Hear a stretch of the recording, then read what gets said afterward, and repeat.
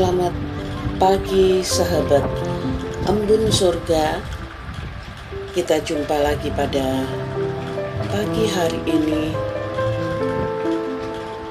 dengan tema Orang percaya mati bersama Kristus. Saudaraku yang dikasihi Tuhan, mari kita buka Alkitab kita di dalam Kolose 3 ayat 1 sampai ayat 4. Demikian firman Tuhan.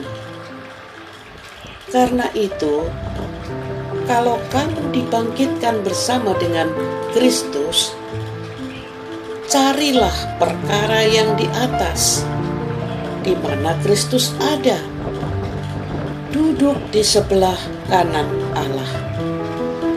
Pikirkanlah perkara yang di atas, bukan yang di bumi.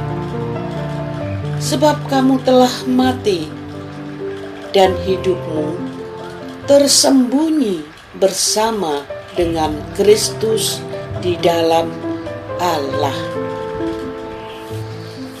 Apabila Kristus yang adalah hidup kita menyatakan diri kelak, kamu pun akan menyatakan diri bersama dengan Dia dalam kemuliaan.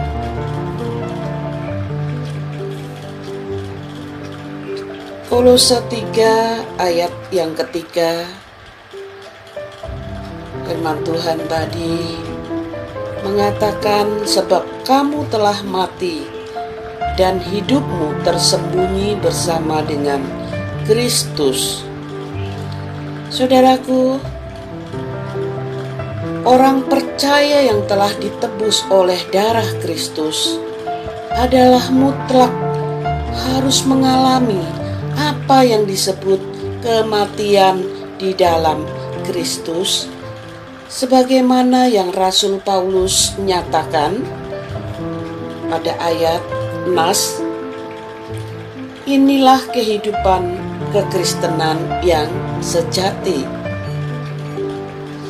Orang percaya tidak akan mendapat kemuliaan bersama dengan Kristus apabila ia tidak mengalami kematian di dalam Kristus. Sebab tidak ada kehidupan tanpa kematian. Tidak ada kemuliaan tanpa salib. Saudaraku, kematian di dalam Kristus ini berbicara tentang harga yang harus dibayar sebagai orang percaya. Sebab Kristus sendiri harus mengalami kematian. Yang pertama, Kristus harus menanggalkan atribut keilahiannya. Sekalipun statusnya adalah putra tunggal Bapa, Kristus tidak menggunakan hak dan kuasanya, tetapi ia tetap konsisten untuk mengerjakan apa yang menjadi panggilannya. Yesus Kristus taat sepenuhnya kepada kehendak Bapa, sekalipun harus mengalami penderitaan. Filipi 2 ayat 7. Yesus Kristus telah mengosongkan dirinya sendiri dan mengambil rupa seorang hamba dan menjadi sama dengan manusia. Dalam hal ini, Kristus Yesus benar-benar menjadi sama dengan manusia dan menanggalkan segala atribut keilahiannya. Kristus mati di kayu salib. Kristus menggambarkan dirinya sebagai biji gandum yang jatuh ke tanah dan mati. Saudaraku yang dikasihi Tuhan Yesus, agar bisa hidup dan menghasilkan buah, tidak ada jalan lain selain biji gandum harus jatuh ke tanah dan mati. Yohanes 12 ayat 24 mengatakan, sesungguhnya jikalau biji gandum tidak jatuh ke dalam tanah dan mati, ia tetap satu biji saja.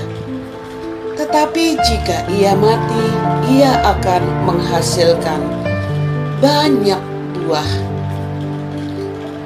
Buah di sini berbicara tentang buah ketaatan kepada kehendak Bapa.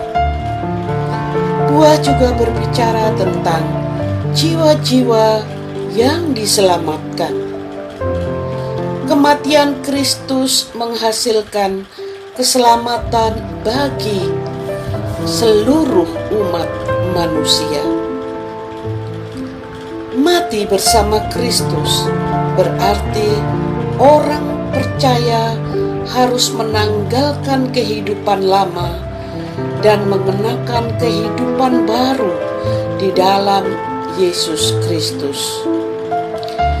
Galatia 2 ayat 19b sampai ayat 20, demikian kata Rasul Paulus.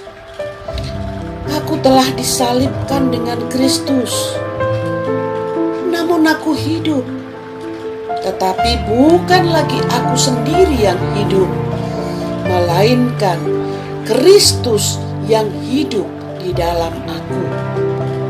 Dan hidupku yang kuhidupi sekarang di dalam daging adalah hidup oleh iman dalam Anak Allah yang telah mengasihi aku dan menyerahkan dirinya untuk aku. Saudaraku kekasih, jika tujuan hidup Kristus adalah menggenapi rencana Bapa dan memuliakan nama Bapa, orang percaya pun harus demikian juga. Mati bersama Kristus berarti kehidupan lama mati dan hidup bagi Kristus. Saudaraku yang dikasihi Tuhan, mari kita tinggalkan cara hidup lama kita untuk beralih hidup bagi Tuhan Yesus Kristus. Sebagaimana cara hidup Tuhan Yesus Kristus, mari kita teladani. Biarlah apa yang kita lakukan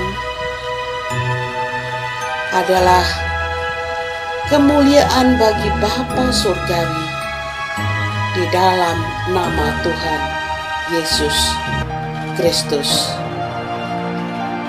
Amin.